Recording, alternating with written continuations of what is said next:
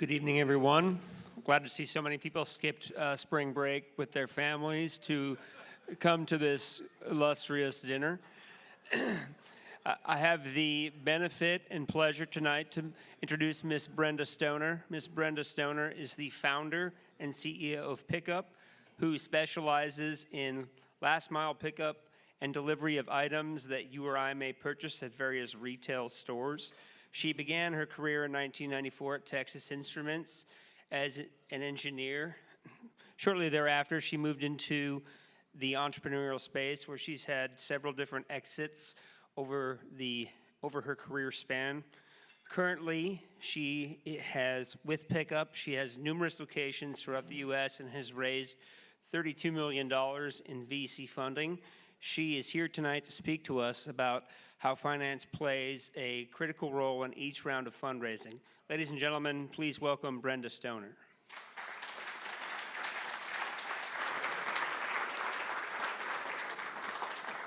Thank you, sir. Okay, can you hear me? Yes. Oh, good. All right, if your name is Mark, Matt, Bill, or Doug, stand up. Mark, Matt, Bill, or Doug. Oh, so I met so many Marks when I came in today. You guys are the glue. That's what I'm going to say. And then there's one Kelly that I know. There's a Kelly. I love her. All right, so my name's Brenda Stoner. I am the founder. I'm the CEO of a startup company. We're 8 years old. Let's go one slide next.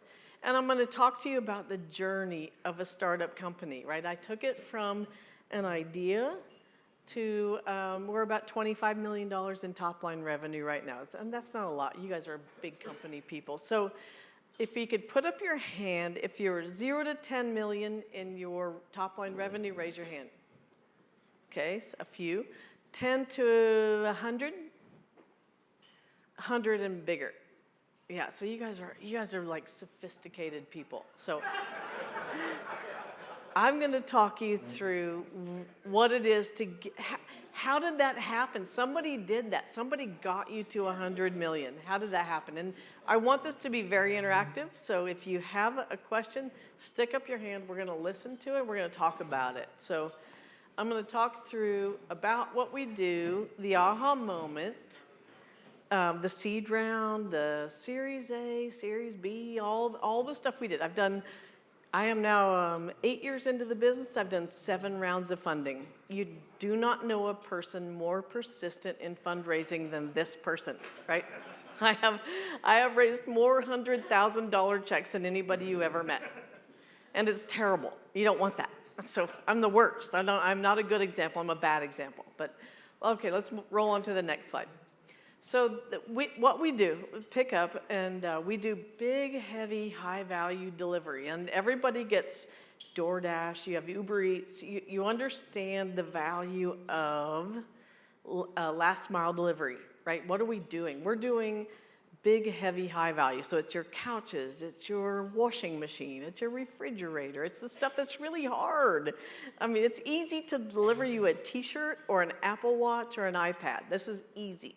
But what's hard is I got to bring it into your house. I got to interface with your wife, your children, your family, and I got to make sure that we do it in a trustworthy way. So that's a $25 billion market space. I heard something there. What did you say? We said your dog or your Yes. Oh, by the way, I have bite marks on my arm from a dog that she's like, oh, Fluffy's very nice. You're okay. And I'm carrying a chair in there, and Fluffy's bite on my arm. It's like, oh, that's not nice. But this is what happens. He'll never hurt anybody. Yeah. Okay. So, but it's a huge market space. It's $25 billion space, and nobody does it well. Who's bought a big item in the last? Okay, Kelly, you tell me. What'd you buy that was big and it was delivered poorly? Washing machine. What happened?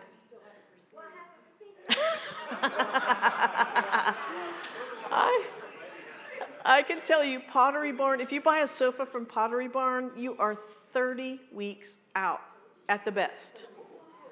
It's no good. It's crazy. So we have to fix that, and we have to fix the whole problem. So it's a giant problem.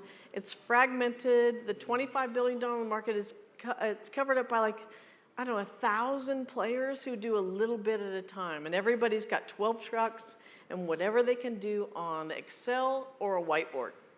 So it's not good. It needs technology. So technology needs to come in and shake this up. Next slide. So what we do is, I started first with how do we get stuff into the home? It's like, who's going in the home? And I had the serious problem of ordering a mattress from Mattress Firm, and they brought in scary people. They smelled like pot, and they came in. They're looking at my house. They're looking at my TV. They're looking at my daughter. She's 14, and she's very cute. I'll say that. But you have to think about what's the customer experience. And I've all learned this through pandemic. The customer experience is critically important. We all started to demand more. What do I need? And I need it what I want, how I want, when I want it. And we started this 8 years ago, and I knew this would be the case. And I knew it would be there for big and bulky. We've watched it happen for food, grocery, electronics, small bits, but the big bits is where it matters now. And so what we're doing is delivering a big delivery service with Net Promoter Score, which some of you may or may not know, but it's basically a star. It's a star rating. We do really, really well. So next slide. And so we started here in Dallas in 2014. And now we're in 85 cities, so you can see the green bars. We are a national presence, proud of that. And our strategy at that time was, hey, let's go wide and thin. And it was stupid, because venture capital company, are there any VCs in the room? No, oh, thank God. No, most VCs would say, you go get profitable here, and then you go here, and there's nothing venture about venture capital, I'll tell you that. Because they're like, oh, well, let's prove it, and then we'll do it. Like, well, no, we're doing it, and then we'll prove it. So we did it, and then we proved it. But it was, build it, and they will come. The Field of Dreams thing was the thing that worked. It's like, you have to get a national presence if you want Williams-Sonoma and Home Goods and Home Depot and Lowe's to attract to you. You have to be in all of their footprints. So we did a wide and thin strategy. It was not popular, and it took a lot of capital to do it, but we did a wide and thin. So now we're in all of these cities, and we're like, okay, now stack the stuff on. Let's go build it up. So we are there. Next slide. Our partners are some of the biggest, best brands that you know. So you see those logos there. We've got some core clients that are huge, right? If you can deliver hello. If you can deliver a baby crib to a woman who's pregnant 9 months and you can install it in her room, you can do anything. I promise you can do anything. So love them. And during COVID, right? So it's like, not only are you installing a crib in my baby's room, but you've got COVID too, right? So we have a lot of great partners, and we are doing delivery last mile for big and bulky for all of these companies. Next slide. All right, so as a CEO and a founder, nothing makes you prouder than growth. And I can tell you, there's not too many people in the world, and you guys are all financial people. Can anybody say they've had 26 out of the last 28 quarters of growth? Come on, somebody come up here and stand with me. Thank you. It's phenomenal, right? It's really, really hard. And I didn't have a vacation in 8 years, because this is what I've been about, is like building this thing. And now if you think about an Uber or a Lyft story or a DoorDash story, this is what we're building, but it's for big and bulky. It's a different product, but it's really the same kind of thing. So super proud of what we've built. We built it here in Dallas, and we started with God love you, Pier 1, J.C. Penney. Those two are gone, but there's probably some people in here. But what they taught us was how do you take a small business and work with a giant one? And I'm part of a program in Atlanta called the Engage program, and they took the top 10 corporate headquarters in Atlanta. So we got Georgia Pacific, we got Chick-fil-A, we got UPS, we got Home Depot, and they all came in and they said, we're going to put $1 million on our balance sheet to try to create innovation. And they said, we're going to bring a cohort of startups in, 9 startups every half year, and we're going to interface with them. We're going to force ourselves to try to bring innovation to the forefront. And this is, I think, what's necessary. And all of you people who are working in big companies, you're all looking for innovation. You're looking for ways to accelerate growth. How do we build more stuff? How do we do things differently? And they did that. And I'm super proud of how they did it, because it's like, it's on the balance sheet. So every quarter they have to report to the CEO. What did we do on that, right? So anyway, there's plenty of ways that we can all get engaged with small companies to make our big ones do better. All right, next slide. All right, the aha moment. Everybody always asks, how did you get the idea? And I think I was talking to Bryce, and I said, I would rather be an idea chasing money than money chasing an idea. And why is that? Because there's plenty of money. There's a lot of money. There's dry powder everywhere we look. But the aha moment for me, and it came out of failure to create a success. So in June of 2014, I was closing down a business, and Kelly, you know this business. This was I had created a transdermal patch with caffeine on it, right? And there's like a dumb movie that has that on it, but it's I had transdermal patches with caffeine. Who does that? But yeah, see my garage. And so I'm like, okay, well, the warehouse guy downtown called me and he said, hey, Brenda, you got to get this stuff out of our warehouse, or we're going to charge you another month. And I'm like, okay, well, how do you move 36-inch square boxes across town same day? Anybody know? Well, you can't, because it doesn't exist. So I started looking. It's like, who said something? Oh, you got one? Yeah. Yeah, but can I get you with an app? Okay, well, so yeah, that's a problem. We're all tech enabled. So I'm calling the couriers, and I'm like, get some lady who's smoking a cigarette. She's like, oh, I can't do it today. But so moving a 36-inch square box cross town same day didn't exist for FedEx, UPS, Postal Service. It's next day, or it's freight, and it's $600. So I found a gap in over 50 pounds, less than 50 miles. And so I was having that problem that day, and I'm driving home, and I'm driving up the tollway. You guys all know, I'm driving up the tollway, and I'm like, every third car is a Ford F-150 pickup, right? It's super clean, and I'm looking at it, like the guy behind the wheel is like strong. He's got Oakley sunglasses on. He's tanned. He's got really strong forearms. Half of them are military veterans or your neighbor or somebody. And I'm like, and he's going the direction I want to go. Yes, and guess what the back of his pickup truck looks like? Pristine. Like the pecan that fell in there, he even shoves that out. He doesn't want that in there. So clean, open capacity. I'm an industrial engineer. That's my training. I'm an industrial engineer who went through semiconductor at Texas Instruments. But I looked at it and I said, oh my God, that's unused capacity. Same as what Uber does. And I was fascinated with that. It's like, I can get in the car, I can drive to the mansion, I can have a drink, and it's like, oh, I get out and nobody even asks me a question. That's cool. That's super cool. How do we bring the super cool, greasy, easy thing of transportation to something that's kind of challenging? So that was the aha moment. I was closing down that business, right? I'd lost a bunch of money on that one. Hair went up on the back of my neck, and I'm like, Oh God, I gotta start another. I'm gonna have to do it again. All right, next slide.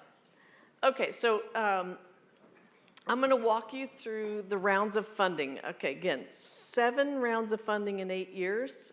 I shouldn't even be standing. I should be like in the Manager Institute in Topeka, but I'm gonna talk about how that works.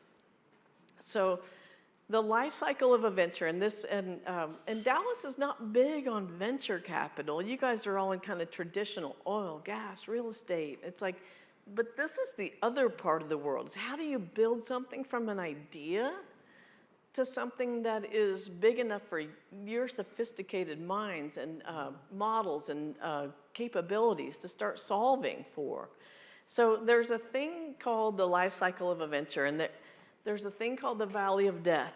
And anybody that's been through a software venture, they know what this is. It's like you fund it enough to get started, and then you get going. It's like, will anybody buy it? I don't know if anybody will buy it. And then you get to that point, suddenly people start to buy it. You start finding product market fit, which is a real thing. And then you start coming up that curve. But I can tell you from personal experience, that valley of death is real. You're like, oh, I just put all of my retirement fund, my child's education, and everything on the line to go through the valley of death while our technology is trying to build something that people will buy and use and create value. So that's so we built a seed round. The seed round was in March of 2015. The objective is a MVP, minimum viable product. And that is where you say, I'm gonna build something that will do something for somebody, right? And hopefully people that will want to buy it. So minimum viable product. So our outcome was success. We built apps and we put them in the store in June of 2015 because everything was about apps back then. It's not so much anymore. But the question is, and I'm going to put it out to the crowd here, is how do you pick a valuation for something that is only an idea? Anybody have an idea how you do that? There's some Harvard professor who said, oh, well, it's just 10 times your thought about how much it might be worth. But anybody have an idea about how you value an idea? No SPAC. No SPAC. It's really what you can sell somebody. And so I went out, and there were people like, you're not going to raise money on an idea. And they said, well, you won't raise it on a convertible note either. And if anybody in the room, does anybody know Kevin Vela in the room? Kevin Vela is like the best startup attorney in town. Write his name, V-E-L-A. V as in Victor, E-L-A. If you want to invest in something that's new, he's the guy. But he said, Brenda, you'll never raise $200 million. You'll never raise $2 million on a $3 million pre-money valuation. I said, watch me. And he said, okay. And I did it. And then he said, well, you'll never raise $3 million on a $6 million value. I said, watch me. And I did it. So this is where and Dallas has changed a lot. There's so much more capability, and there's capacity, and there's a lot of funding going into this seed kind of business. So if you're not mentoring somebody in this space, you need to, because that's where the money comes from. If you can grow something that grows 100 times, that's the value. So if you're not doing it with your company, do it personally. Okay, next slide. All right, the next fund. So I raised, what was it? $632 million at a $2.5 million valuation. And it's like that funded 8 people or so building apps.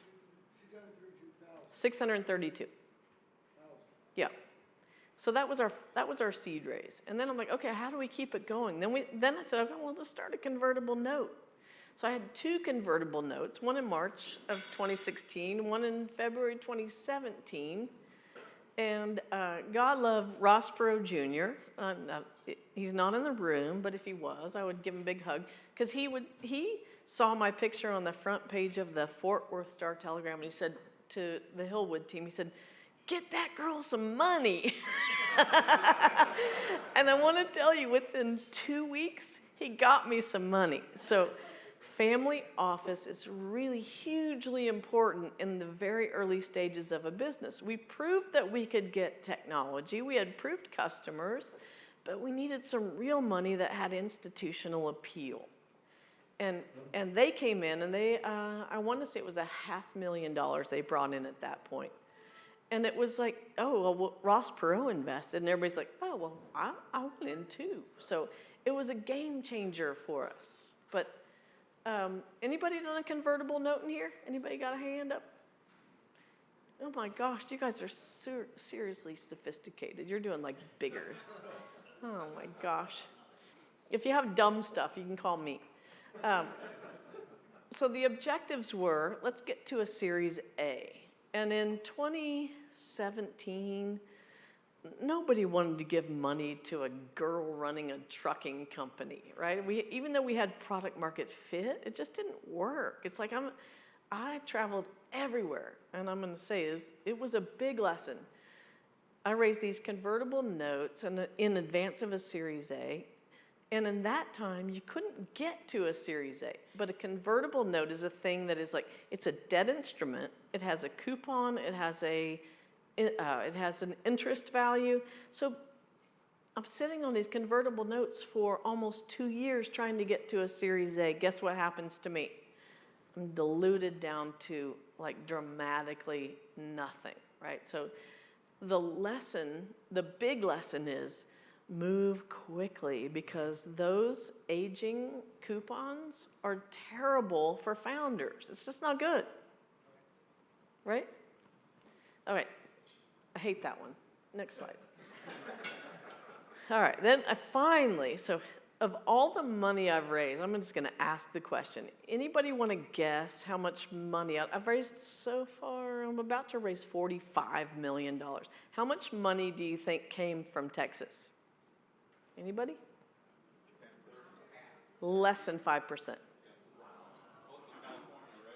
No, zero California. It was Florida, it was Pennsylvania, it was Washington, D.C. It was everywhere besides Texas. Now I think Texas is kind of coming to the forefront, but I'm a tech-enabled service. Like, Texas wants to invest in real estate, oil and gas, and SaaS, right?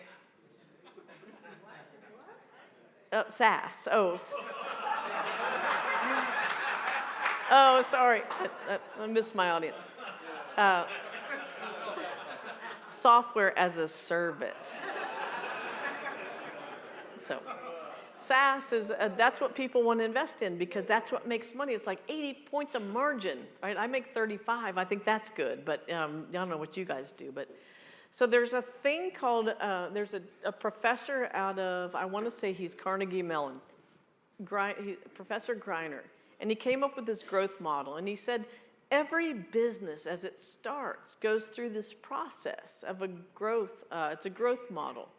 And so you start with phase 1, 2, 3, 4, 5, and you get bigger and you get more mature, but everybody goes through these changes. And I kind of liken this to our funding raises, right? Every time you do a funding raise, something changes. You have to get more sophisticated, you got different customers, you have to get different employees, you need a CFO that matters.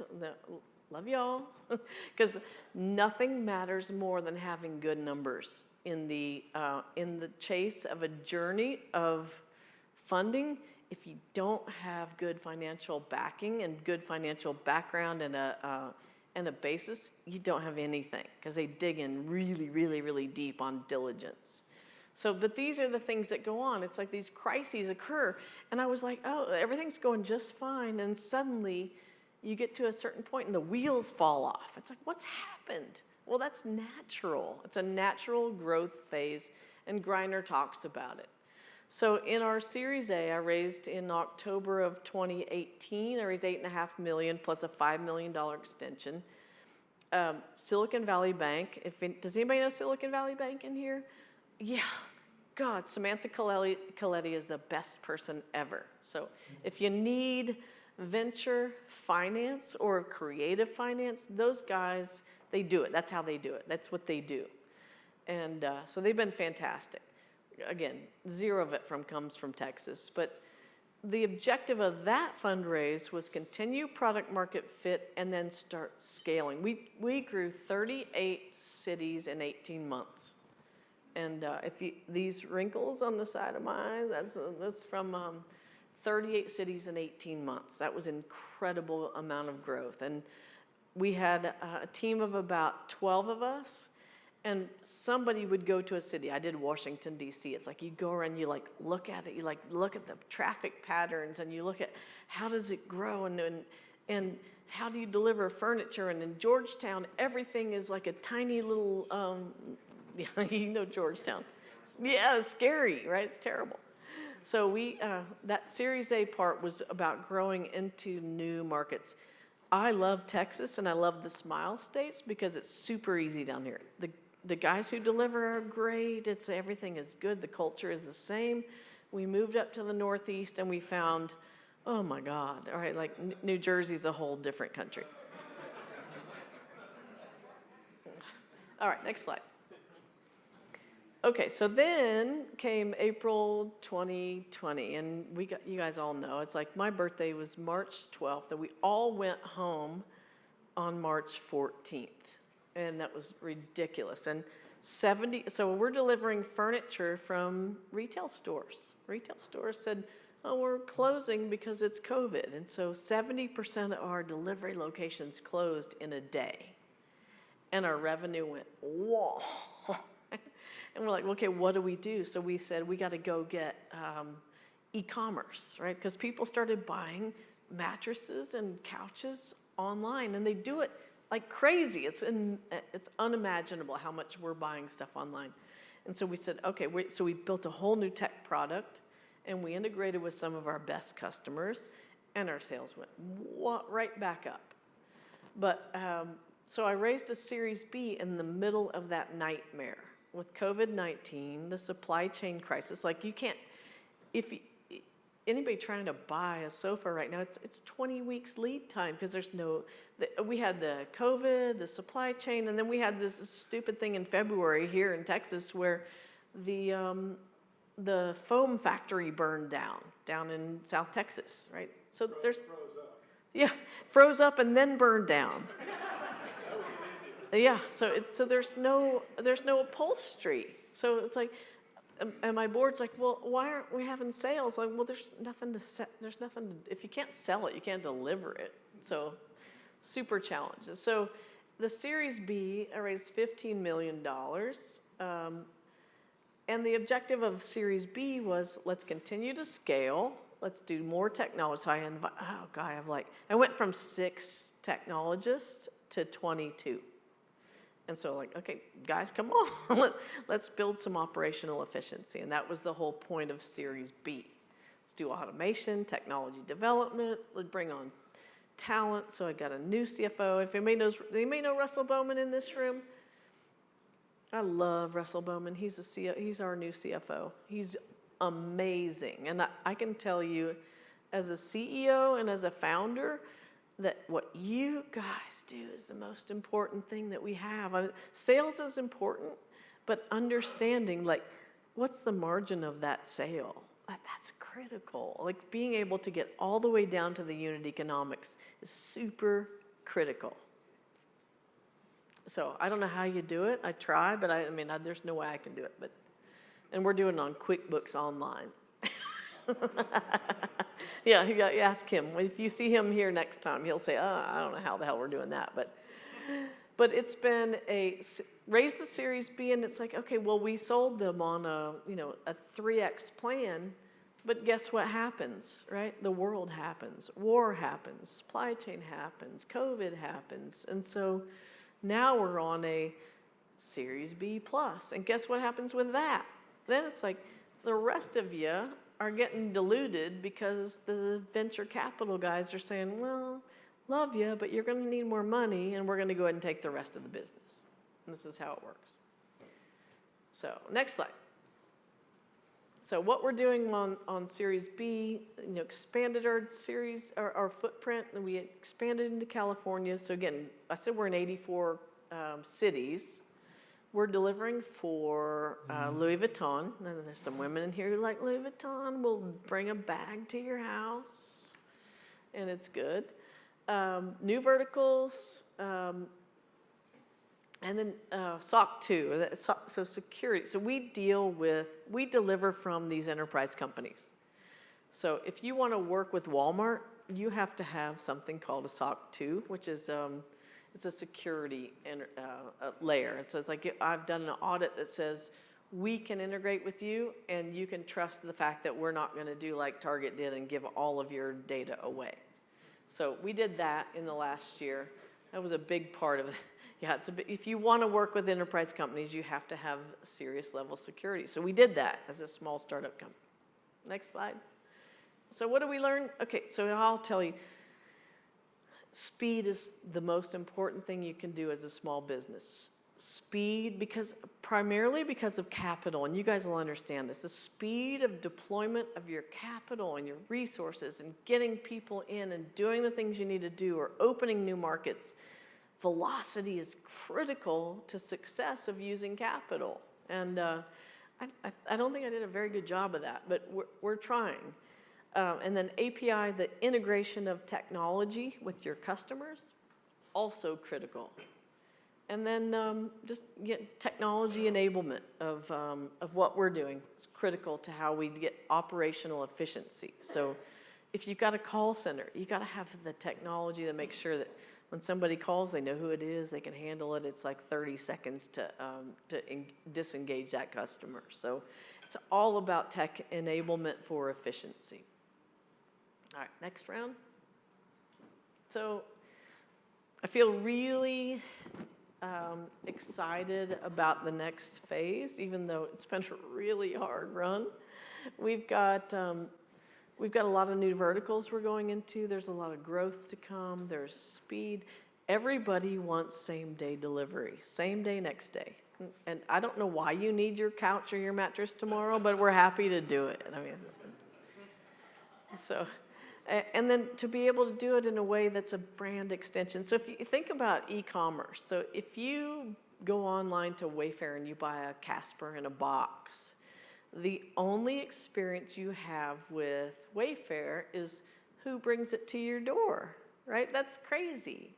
So we are the brand extension into the home of our customers, and we take that really seriously. And that's I think that's where we intend to win, is that we want to be the Wayfair or the Pottery Barn or the Home Goods into your house and do it in a good way. And do it in such a way that you don't feel scared, or it's a safe experience and it's a good customer experience. All right, next, I think we're done. Okay, I'm going to open up to question. Anybody have a question about? Are you Doug, Mark, Matt, or Kelly?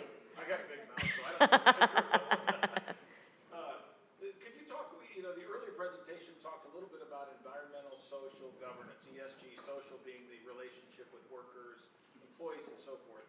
I think I read somewhere recently that your typical DoorDash driver, for example, maybe is clearing $11 after an hour after covering their fuel and repairs and whatnot. Could you talk about your staffing model a little bit, and is it a similar type model where it's kind of freelancers that are trying to just work with their own vehicles, and is that where you have a lot of turnover? Can you just talk a little bit? Yeah, the question was about who delivers, what do they do, how do they do it, and we call them the good guys, and they bring their own vehicle. So it's an Uber model, right? So you bring your own vehicle, you bring your own muscle, and you handle the work. We are very careful about who we're bringing on. So only about 15% of people that want to work for us get through. So it's a really tough screening process. And then once you get through, you have to have a certain, it's like everything from your insurance, your safety on your car. We're checking your tires, and we're doing everything, right? So we're being very, very careful. But in order to make it work, there's a supply-demand balance, and supply only comes if you can pay them enough, right? I took an Uber in Oklahoma City yesterday. It was $8. I'm like, how's that $8? You just paid $5 a gallon for gas, right? So the average delivery for us is $42 for the guy. The average total ticket is 102, so we get a 35 points margin, and there's a lot of math in the middle and some insurance, but we got to make sure that we take care, and that was my whole thing, is let's take the guy in the neighborhood in his truck who wants to do a good job, and let's pay him the best we possibly can and give him the best possible training we can do. He's a 1099 contractor. And let's make sure that it's a good experience for everybody. So technology helps in the, how does the experience work? But really it comes down to who are we sending into the home? And it sure better be a good guy. And that's what we do. And what percentage does that kind of full-time versus So nights and weekends? there's about yeah, exactly. There's about a 30% who are all the time. There's about a 20% who are nights and weekends, and then there's the guys we call beer and bait, right? So yeah, Texas, we're in Texas. The beer and bait guys are the really long tail, so that if something it pops up right next to them, they'll go do it. Thank you. Yeah, but labor's hard, and what's surprising to me is during the time when labor is really hard for all of you, anybody wants to hire somebody $15 to $22 an hour, you guys all have a problem with that, right? So $15 to $22 an hour, that's what we have, and that's what the guys make, but they are independent. They don't want to work for somebody. That labor pool has stayed relatively consistent, I will say, until the last, I want to say, 3 weeks when gas started going over $4. And now they're like, hello, stipend. So we're doing that. Uber announced that today too. They're doing stipends on gas. Do you see that the 1099 issue is going to become a problem? I mean, it has for some of the delivery services. Is that on your risk matrix or? Yeah, I mean, we love the state of Texas. We love working here, but they're really hard on that. Right, and some of the other states too, New York, New Jersey, Washington. So we have some W-2 models that we use in markets where we need to, but they have to be different tech, different guys, different rules, different everything. So the labor market, and I'm going to say for anybody who's doing a small business, regulatory, we all have a regulatory, something on us because it's, I don't know, it's EPA or FDA or DOT or whatever you have, but we all have a regulatory nightmare that we have to deal with. What's the barrier to entry? Barrier to entry is, it's hard, man. I can tell you. And somebody at UPS said to me the other day, like, Brenda, why'd you do that business? They're like, it's the hardest thing you can do. I'm like, I didn't know. But I think in the first 8 months, I probably moved 20 armoires up, like switchback, triple stairways. It's like, it's really hard. So if you're DoorDash or you're Postmates Uber or you're Shipped, it's kind of easy. You go into Target, you pick up the Apple Watch, and you drop it off at somebody's house. You just put it on the door. You don't do anything. For us, it's like you got variability on, I'm going into Ashley Furniture, and they're like, oh, well, that one is in the middle over there, and you have to go get it, and somebody has to disassemble it, and then bring it on, put it in their truck, wrap it, strap it, and then move it, and then reassemble it. So it's just hard. That's the barrier. And the technology is way, way, way different. And I can't tell you how many people in the first 6 years of this business said, why won't Uber just rip you off? I'm like, because they're not doing that. Like, I took an Uber yesterday. That guy was not going to move a sofa into my house. I can assure you. He's like, oh, okay. But there's no way. So it's different tech. It's a different kind of thing. So we think we're an acquisition target. There's this last mile space is hot right now. There's a lot of M&A going on. How do you keep it consistent because you have that shared economy for the customer? Have you had a uniform We do. So Try to be as consistent as you can. consistency is the key. And when we have customers, so Big Lots is our customer. I was just there in Columbus last week. They have 1,400 stores, and they want the same thing done at every one. And so our guys are uniformed. They are wearing, they have the trucks with the markings on them, and the SOP, and this is where technology comes into play. Like he's got it on his app. It's like you will go into the back side of the store, you will meet the furniture manager, you will do this. And so technology makes that consistency possible, and it's such a fragmented market space that they don't have that anywhere else. So we give it to them, and they're like, this is awesome. And I was there, and they're like, okay, we're doing more next year. And many models of people that manufacturers want to have their own equipment, so they have that consistency. How do you compete against that? You know what? It's not easy, but I got a lot of smart guys who figure that out. Question? How do you handle the workers' comp with mostly a 1099 group of employees? That must be difficult. Good question. We have so much insurance. I think I have 7 lines of insurance, and it's I want to say for $120 average order value, $9 or $10 is insurance. And we don't do workers' comp because you can't do it on a 1099, but a lot of our contracts, so this is the challenge of contracting, and which all you guys do, is contracting is challenging. So we say, well, we don't do workers' comp, but we can do occupational accident, which is different. But it's still expensive. I want to say it's $4 a delivery. It doesn't get you out of the lawsuit fight. It does not. So it's a big challenge. We fight it every day, and the key for us is just do the best you can. We wear white hats in our company. Uber is a black hat company, well, they used to be. Dara has fixed that. But mostly we say we're a white hat company. We're trying to work within, like the state of Texas, their code does not work with us. They think we're a mover.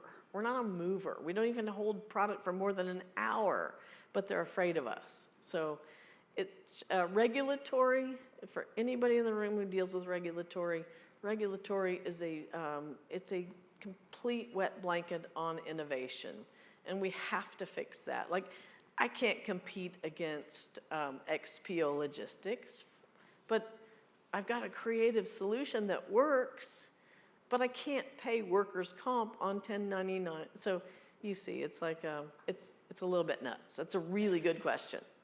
Something we fight every day. I hear.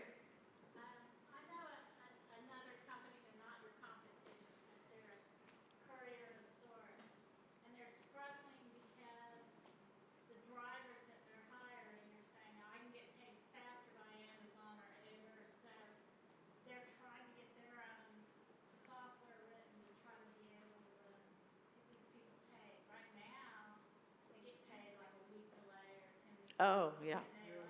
Speed of pay is. You write your own? Speed of pay, yeah, we wrote our own, so it's all our own technology. And I said, and it was 5 years ago, I said, I want same day freaking pay, guys. And like, you can't do same day pay because banks are holding for, is anybody here from Bank of America? Because I want you to tell me why you can't pay on a Saturday. I mean, it's technology, it's a transaction, right? Like, but yes, we pay same day, but it takes 1 to 2 days of settlement. And there are some new products out there that are doing real same day settlement pay. If anybody has an answer for that, please call me after this, because yeah, I want those guys to be paid, because that's what they care about, right?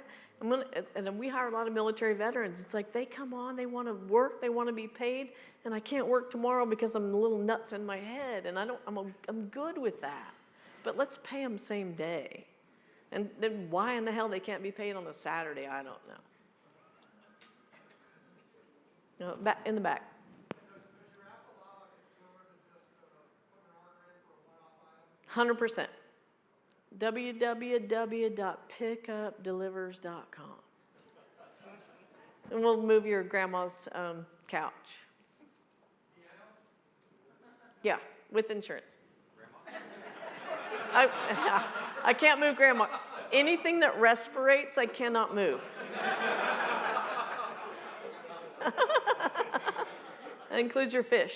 And we got PetSmart this year. And they're like, they want, can you move fish? I'm like, no. We'll move the tank, but not the fish. Question? Here's the conundrum I'm trying to get my head around. You've gone through, you said 7 different rounds of funding. And you said that your ultimate perspective is to believe that you're an acquisition target. The benefit to that acquisition seems to me like they've probably diluted you from a founder down to a position where the real money that's going to be made in an acquisition is them, not you. Big lesson. Yeah, that's right. I'm poor. I have a resume. But it's true. I mean, by the time these ventures with multiple rounds of funding, I did learn a big lesson this year. And it is, you have to, those guys at Facebook, they were, what were they? Were 15 when they started that? It's like, but they kept their equity. So did Travis Kalanick at Uber. There's no school for that. And I'm experienced, right? I'm 50, I turned 56 yesterday. I'm 56 and I didn't learn the lesson. You have to hold the equity in the hands of the founders, the employees, the common stockholders, right? I got so many preferred stockholders who think they're great, but they didn't do anything other than provide money. And I love you guys, but you know, you're preferred in one way, but not in the other. So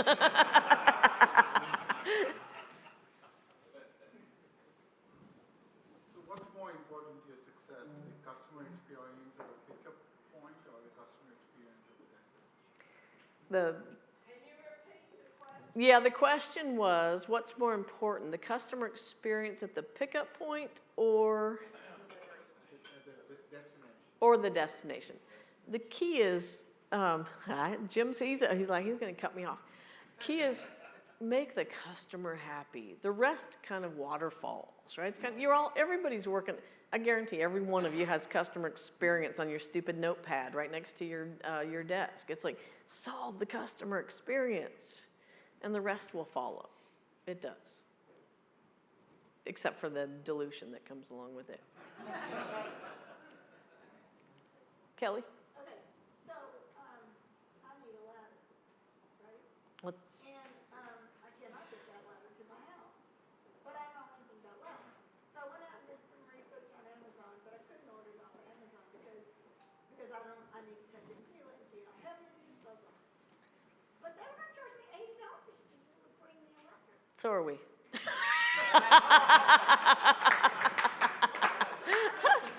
But it'll get there, and you're gonna have a really sweet guy deliver it. So, question, if I'm at wherever, Home Depot, Amazon, not Amazon, wherever I am in real life. Kelly, we can't hear you. She's trying to deliver a ladder from her. Come on up here. Come on. I won't do that Come on. because I'll just take it. But, She'll steal the show. so my question is, if I'm at one of these stores and I see something, I don't care if it's couches, ladders, can I just call you and go, hey, I'm Yes, yes, ma'am. Yes, ma'am, you can. one right there and get it for me? 214-632-5553. I think that's awesome. Thank you. Yeah. Thank y'all. And I'm just gonna close, Jim, by saying none of this happens without the underlying foundation of financial capability. It just doesn't. And we started, I'm like, okay, and my first COO, he's like, I'll do the finances. I'm like, no, it really needs to be good. He's like, I'll do it good. And we're still unraveling a mess of 4 years of bad stuff that happened early on. So you guys, you got to get it right from the beginning, and then you got to keep it right. And we're doing, now we're audited financials, which is like oh God, I could kill myself. But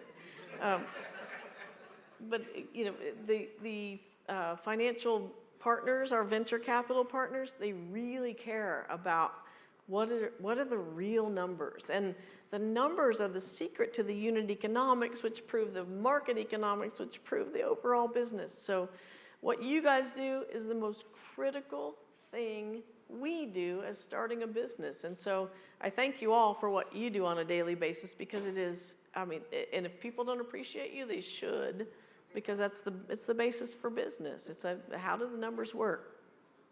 Thank you. All right. That was wonderful. I do okay? Yeah, great, great, great.